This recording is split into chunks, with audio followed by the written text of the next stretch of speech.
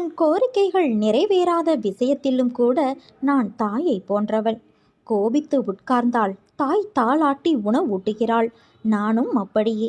இதே போன்று நீ என்னை அறிய முடிந்தால் என் மீது உன் நம்பிக்கை குறையாது. நல்லது என்றும் குழப்பத்தை ஏற்படுத்தாது. தீயது உன்னை நெருங்கினால் உன்னால் ஏற்க முடியாமல் குழப்பம் வரும். இதை விழிப்புணர்வோடு கவனித்தால் தீயவை நெருங்காமல் உன்னை பாதுகாத்து கொள்ளலாம். அனைத்திலும் விழிப்புணர்வு முக்கியம். இந்த விழிப்புணர்வை தருவதுதான் இரையாற்றல். புகழை பொருட்படுத்தாதே, ஆனால் புகழ் பெறுவதற்கு தகுதியுடையவராக உன்னை உருவாக்கிக்கொள். ஆறறிவின் அற்புத ஆற்றலை 6 அடி செல்லும் வரை புரிந்து கொள்ள இயலவில்லை. ஒரு விஷயம் நல்லதா கெட்டதா என்று சந்தேகம் வந்தாலே அது கெட்டதுதான் என்று தாராளமாக முடிவு எடு. நல்லது எப்போதும் குழப்பத்தை உண்டாக்காது. இயற்கையோடு ஒன்றி வாழ்ந்த காலம் மாறி செயற்கையாக மனிதர்கள் திருப்திப்படுவதாக நினைத்து தங்களை தாங்களே ஏமாற்றிக் கொள்கிறார்கள். வாழ்க்கையில் பணத்தை தேடிக்கொண்டே இருக்காதே. கிடைத்ததை அனுபவிக்கவும் நேரம் ஒதுக்கு. நமக்கு நாமே சில நிபந்தனைகளை வைத்துக் கொள்கின்றோம். நிபந்தனையற்ற வாழ்வே சிக்கல்களிலிருந்து விடுபடுவதற்கு ஒரே வழியாகும். காரணமே இல்லாமல் கடும் கோபம் கொண்ட போதும் அருகில் வந்து அமைதியாக கரம் பற்றி அன்போடு அரவணைத்து ஆதரவாக ஆறுதல் கூறும் அழகான நட்பு கிடைப்பது கடினம். கிடைத்தால் அதை ஒருபோதும் இழந்து விடாதே. சந்தோஷமாக இருந்தாலும் சோகமாக இருந்தாலும் நம்மை பக்குவப்பட வைப்பது நம் மனம்தான். நம் மனமே நமக்கு சிறந்த ஆசிரியர். என் தங்கமே, நீ யார் என்று மற்றவர்களுக்கு தெரிய வேண்டும் என்று வாழாதே.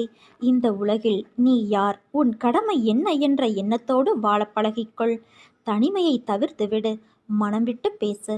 உறவுகளிடம் அனுசரணையாக நடந்து கொள்.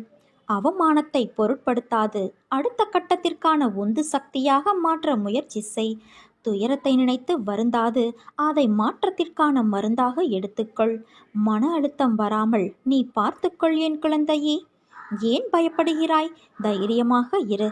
என்னை விரும்பி என்னையே நம்பி இருக்கும் பக்தர்களின் மீது எப்போதும் என் கவனமும் கண்காணிப்பும் இருந்து கொண்டே இருக்கும்.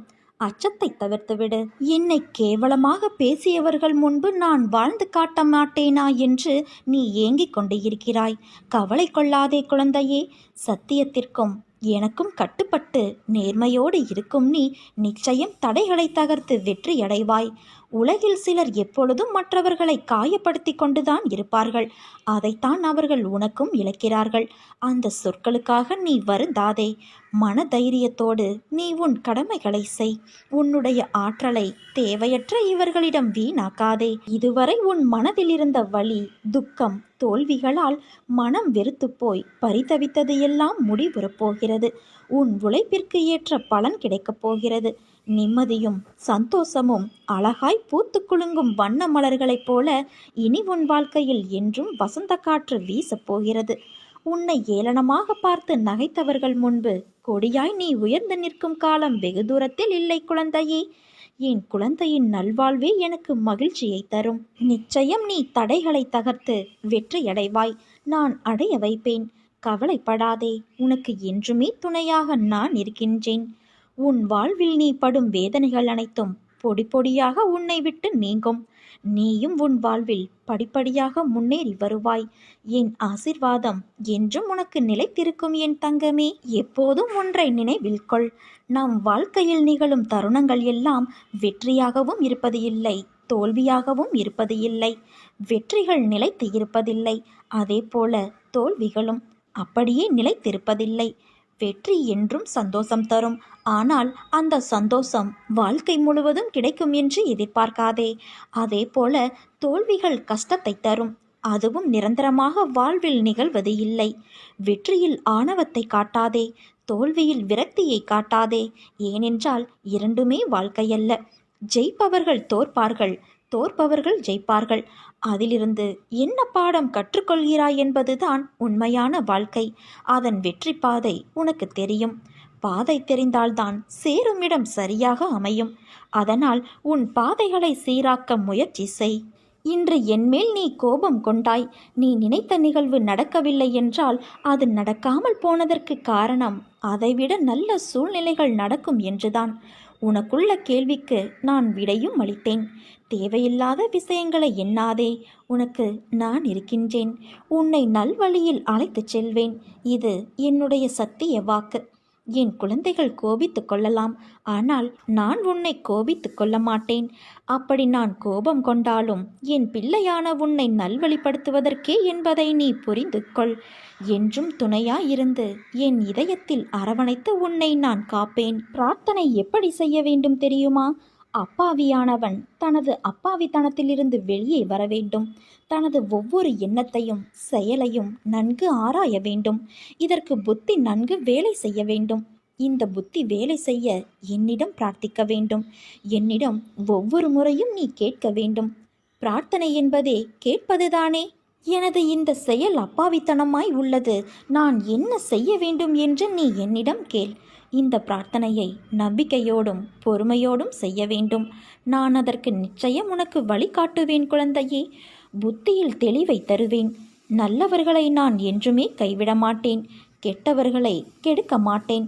மாறாக கெட்டவர்களை நல்வழிப்படுத்துவேன். நீ என்னை தரிசிக்கும் போது அனுபவிக்கும் ஆனந்தத்தைப் போல உன் தரிசனத்தால் நானும் அதே ஆனந்தத்தை அனுபவிப்பேன். என் மீது நம்பிக்கையோடு நீ இரு. நிலையற்ற ஒரு வருமானத்தில் நடத்தக்கூடிய வாழ்க்கையில் உனக்கு இருக்கும் அச்சத்தால் ஒரு நிலையான வருமானமோ அல்லது கூடுதலான வருமானமோ கிடைத்தால் உனக்கு உதவியாக இருக்கும் என்று நினைத்து நீ சில முயற்சிகளை எடுக்கின்றாய். அது நிச்சயம் வெற்றியை தரும். நீ கேட்ட பணம் உன் கைகளில் வந்து சேரும். உன்னுடைய நேர்மறையான முயற்சிகள் நிச்சயம் வெற்றி தரும் குழந்தையே. நிறை செல்வம் பெற்று நீ வாழ நான் உன்னை ஆசிர்வதிக்கின்றேன். ஆனால் நீயாக முயற்சி செய்யாதே. மற்றவர்களின் ஒத்துழைப்போடு உன் வேலை முடிந்துவிடும். உனக்கு புகழும் கிட்டும். தர்மம் நிலைகுலைந்து அதர்மம் நியாயம் செய்கின்ற கலிகாலத்தில் நாம் வாழ்கின்றோம். இப்போது நாம் பார்க்கும் எந்த இடத்திலும் நியாயத்திற்கும் நேர்மைக்கும் உண்மையான உழைப்பிற்கும் உகந்த பலன் கிடைக்காத சூழல் நிலவுகிறது. நேர்மையாக வாழ்பவர்கள் அலைக்கழிக்கப்படுகிறார்கள். ஏமாற்றுகிறவர்கள், பொய் பேசுவதை அன்றாட தொழிலாக வைத்திருப்பவர்கள், பிறர் சொத்தை அபகரிப்பவர்கள், இப்படி பலரும் சீரும் சிறப்பாக வாழ்கின்றார்கள். நிலை தவறுகிறவர்கள் தங்கள் வாழ்வில் நடக்கின்ற ஒவ்வொரு நிகழ்விற்கும் ஜோதிடம், அருள்வாக்கு என சதா அலைந்து கொண்டு இருக்கிறார்கள். இதனால் அவர்களின் பிள்ளைகளுடைய வாழ்க்கை கெட்டு விடுகிறது. இறைவனை நம்பும் மக்களும் நல்லவர்களும் கெட்டு போகக்கூடாது. கடனிலும் கஷ்டத்திலும் சிக்கி அல்லல் படக்கூடாது.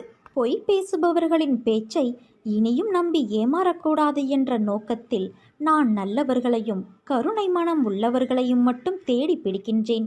அப்படித்தான் நான் உன்னையும் கண்டுபிடித்தேன். நீயாக என்னை தேடி வரவில்லை. எந்த தெய்வத்திடம் நம் கஷ்டங்களையெல்லாம் சொல்லி அழுவது என்று நீ மருகி நின்றபோது நான் இருக்கிறேன் என்று திருவிழாவில் தொலைந்த குழந்தையை தேடும் தாயாய் நான் தான் உன்னை தேடி வந்தேன். அந்த அளவிற்கு நான் உன்னை நேசிக்கின்றேன். உன் பூர்வ புண்ணியம் மிகவும் பெரியது என் குழந்தையே.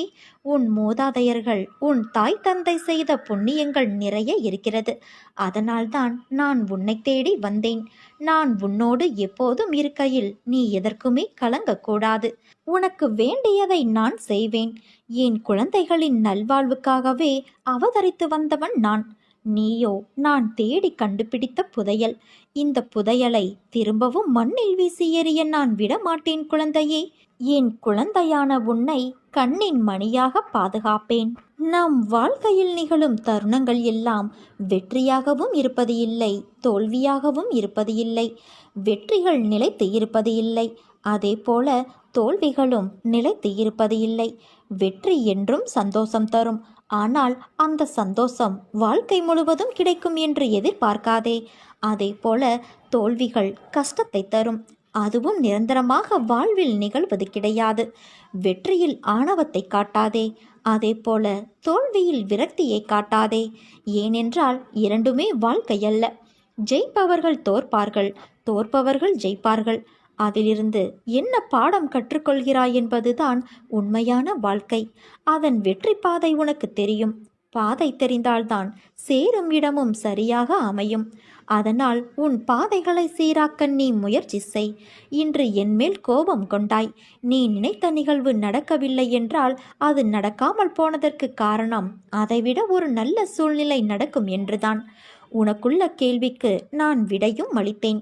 தேவையில்லாத விஷயங்களை எண்ணாதே. உன்னோடு நான் இருக்கிறேன். உன்னை நல்ல வழியில் நான் அழைத்துச் செல்வேன். இது என்னுடைய சத்திய வாக்கு. என் குழந்தைகள் கோபித்து கொள்ளலாம், ஆனால் நான் உன்னை கோபித்து கொள்ள மாட்டேன்.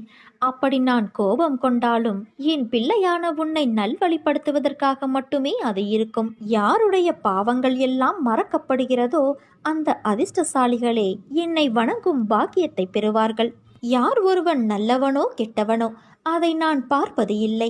என்னை நம்பி முழுமையாக சரணடைந்து விட்டவர்களை நான் புறம் தள்ளுவதும் இல்லை. அவர்களுடைய அனைத்து விஷயங்களுக்கும் நான் பொறுப்பேற்கிறேன். அவர்களை காப்பதே என்னுடைய வேலை. அவர்களின் நன்மை தீமை கணக்கை பார்த்து காப்பாற்றும் தன்மையுள்ளவன் அல்ல நான். அதை வேறு ஒருவன் பார்த்து கொள்வான். அதற்கேற்ப பலனும் தருவான். நான் தரும் நன்மைகள் அனைவருக்கும் பொதுவானவை. என் தராசு தட்டுக்கள் யாருக்காகவும் இறங்குவதும் இல்லை, ஏறுவதும் இல்லை. அதே போல என்னை 40 ஆண்டுகள் வணங்கியவனாக இருந்தாலும் சரி, 4 நாட்கள் மட்டும் வணங்கியவனாக இருந்தாலும் சரி, ஆத்மார்த்தமாக என்னை நோக்கி கூப்பிட்டால் உடனடியாக நான் பதில் கூறுவேன். மற்றவர்கள் உன்னை எத்தனை வழிகளில் வசைப்பாடினாலும் கண்டனம் செய்தாலும் நீ எதிர்த்து கசப்பாகவோ மனம் புண்படும்படியாகவோ பேசாதே. அதை பொறுமையோடு சகித்துக்கொள். அதனால் உனக்கு அபாரமான சுகம் கிடைக்கும். உன் கர்மாவை அவர்கள் பெற்றுக்கொள்கிறார்கள். நான் அமைதியாக இருக்கிறேன் என்று நீ என்னை நினைத்து கோபப்படுவது சரிதான். அமைதியாகத்தான் உள்ளேன். உன் கர்மாவை மாயையின் விளையாட்டிலிருந்து காப்பாற்ற நான் உனக்காக எப்போதும் எல்லா ரூபத்திலும் இருப்பேன். உன் வாழ்க்கையில் உன்னை ஆளும் மிகப்பெரிய விஷயம் உன் மனமும் புத்தியும் தான். உன் மனமானது சஞ்சலமில்லாமலும் புத்தி நல்லவையே நாடுதலும் இவைகள்தான். உன் வாழ்க்கையை நேரமானது ஆளும்போது உன் பாதை என்னவென்றும் அதில் நீ எப்படி பயணிக்க வேண்டும் என்றும் உனக்கு புரியும். உன் புத்தியும் மனமும் உனக்கான நல்ல நேரத்தை தீர்மானிக்கும். இதுவே மாயை விதி சூழ்ந்துவிட்டால் அவற்றால் உன் மனமும் புத்தியும் அகப்பட்டு கொண்டு இருக்கும். அதுவே உனக்கான நேரத்தை எதிர்மறையாய் தீர்மானிக்கும். உன்னுடைய முடிவுகள்தான் உன் வாழ்க்கையில் இடம்பெறும் இன்பமும் துன்பமும். இன்பமும் உன் ஆன்மா யோசிக்கும் விதத்தில் உன் கஷ்டகாலம் என்பது முந்தைய கர்ம வினை. அதாவது நீ தெரிந்தோ தெரியாமலோ செய்த தவறுகள். அவற்றின் கணக்கை விதி பார்த்து கொண்டேதான் இருக்கும். அதன் பொருட்டே உன் கடினமான நேரங்கள் நிர்ணயிக்கப்படும். அதனால் நீ எதற்கும் மனம் தளராதே. வாழ்வில் இன்பத்தை கண்டு மட்டுமே வாழ முடியாது. அதைப்போல துன்பத்தை கண்டு மட்டுமே வாழ முடியாது. இரண்டும் சம அளவுதான். அதே போலத்தான் நல்லவை என்றும் திகட்டாது. ஆனால் தீமைக்கு ஒரு முடிவு உண்டு. அந்த முடிவில்தான் ஒவ்வொரு நிகழ்வின் ஆரம்பமாகும். நியாயத்தின் சாயல் அப்போதுதான் செய்த வினை கர்மா என்ற பெயரில் ஒருவரை ஆட்கொள்ளும். உன்னில் உன் தந்தையான நான் இருக்கிறேன். சில நேரம் உன்னை நீயே வெளி தோற்றத்தில் உணர்கிறாயா? உன் உள்மனதில் ஆன்மா ஒரு பக்கம் இருக்கும். இன்னொரு பக்கம் ஏதோ ஒன்று உன்னை தனியே இழுப்பது போல உணர்கிறாயா? அது மாயை செய்யும் வேலை. அதை இப்போது உணர்ந்திருப்பாய். அதனால் நீ எதற்கும் பயப்படாதே, கலங்காதே. உன்னில் நிச்சயம் வெற்றி என்ற தீபத்தை நான் ஏற்றுவேன். உனக்கு அனைத்துமாய் அகிலத்தின் ரூபமாய் நான் இருப்பேன். சித்திரமாக இருந்தாலும் சிலை வடிவமாக இருந்தாலும் என் ரூபத்திற்கு உயிர் கொடுத்து நீ வாசம் செய்யும் இடத்தில் இருந்து கொண்டு உன்னை நான் வழி நடத்தி செல்வேன். என் செல்ல குழந்தையே, நிராகரிப்புகளைக் கண்டு நீ நெஞ்சு உடையாதே. உன்னை யாராவது தூக்கி எறிகிறார்கள் என்றால் இறைவன் உன்னை மேலே தூக்கி விடுகிறான் என்று அர்த்தம். வளமான வாழ்வு உனக்கு அமையப் போகிறது. அதற்குத்தானே உன் வாழ்வில் இத்தனை போராட்டம். அதை வேண்டித்தானே நீ என்னிடம் வந்துள்ளாய். வளமான வாழ்வு உனக்கு நான் ஏற்கனவே அமைத்து தந்துள்ளேன்.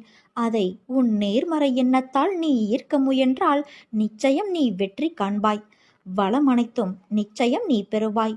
நீ எதை நல்ல மனதோடு தேடுகிறாயோ அது உன்னை வந்து சேரும். நீ என் திருவடியை பிடித்து விட்டாய். ஒவ்வொரு நாளும் எது மாறினாலும் உன் கவலை தரும் எண்ணங்கள் மாறாமல் இதுவரை உன்னை வாட்டியது. இனி அவை கொஞ்சம் கொஞ்சமாக குறையும். முன்னேற்றமான காலம் மீண்டும் ஒரு முறை ஆரம்பிக்கப் போகிறது. உன் நம்பிக்கையை உன்னை ஒவ்வொரு நாளும் காப்பாற்றப் போகிறது. உன் வாழ்க்கையில் நடக்கும் விஷயங்களும் இப்படி நடப்பதற்கு உன்னுடைய அவசரமான முடிவும் தான் காரணம். கொஞ்சம் நிதானமாக யோசி, பொறுமையாக இருந்து முடிவு செய். ஒருவர் உன்னை கஷ்டப்படுத்தினால் அவர்களை விட்டு நகர்ந்து விடு. அவர்களுக்கு எந்த பதிலையும் நீ சொல்லாதே. அப்படி நீ பேசினால் உன் மனம் ஏற்கனவே வலியால் இருக்கும். அந்த வலி உன் மனதை இறுக்கி வார்த்தைகளால் அதை வெளிப்படுத்தும். அது கோபமாக காட்சியளிக்கும். அது உன் தவறு இல்லை, ஆனால் அது கோபமாய் வெளிப்பட செய்யும். கோபம் தவறு அல்ல, அது அடுத்தவர்களை வார்த்தைகளால் காயப்படுத்துவதுதான் தவறு என்று உன் தந்தையான நான் கூறுகிறேன். உன்னை அவர்கள் கோபத்துக்கு உரியவர் என்று சித்தரித்து உன்னை விட்டு போய் விடுவார்கள். உனக்கு கெட்ட பெயர் ஏற்படும். அதனால்தான் சொல்கிறேன், கோபம் வரும் நேரம் என் நாமத்தை உச்சரி. அது உன் மனதை சரி செய்யும். நான் இப்படி நடந்து கொண்டேன் என்று என் மேல் கோபமா என்றுதானே கேட்கிறாய்? என் செல்ல பிள்ளையின் மீது நான் எப்போதும் கோபப்பட மாட்டேன். என் உயிராய் உன்னை நினைக்கின்றேன். அப்படி இருக்கையில் உன்னை எப்படி நான் கோபத்தால் காயப்படுத்துவேன்? என்றும் என் பிள்ளையிடம் நான் கோபப்பட மாட்டேன்.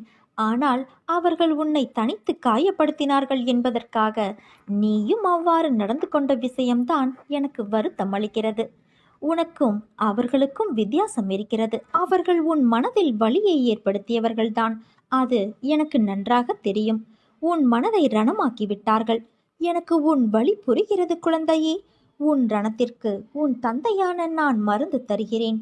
எனக்கு என் பிள்ளை மற்றவர்கள் போல பழிக்கு பழி என்று இருத்தல் கூடாது என்பதுதான் என்னுடைய முழுமையான குறிக்கோள். உனக்காக உன்னை எல்லாவுமாய் பாதுகாத்து நான் அன்பால் அரவணைப்பேன்.